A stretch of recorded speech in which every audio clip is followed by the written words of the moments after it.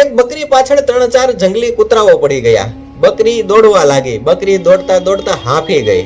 એટલામાં બકરીએ જોયું તો એક વૃક્ષથી નીચે મોટા પાંદડાવાળી વેલ પાછળ આ બકરીને છુપાવવાનો રસ્તો મળી ગયો. બકરી ત્યાં છુપાઈ ગઈ. એટલામાં આ કૂતરાઓ દોડતા દોડતા આગળ નીકળી ગયા. ત્યાં બકરીએ જોયું તો બકરીને મોટા સરસ મજાના પાંદડા દેખાણા એટલે બકરીએ આ ખાવાનું શરૂ કર્યું. જ્યાં સુધી પહોંચી શકે ત્યાં સુધીના બધા જ પાંદડા ખાઈ ગઈ.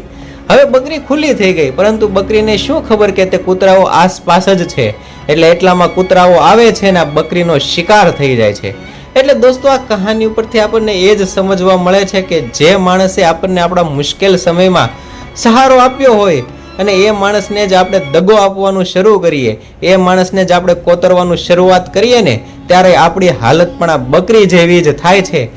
માણસની હાલત આ બકરી જેવી જ થાય છે. તો દોસ્તો, તમારું આ વિડીયો વિશે શું કહેવું છે કમેન્ટમાં જણાવો, અને વિડીયો ગમ્યો હોય તો લાઈક કરો, શેર કરો.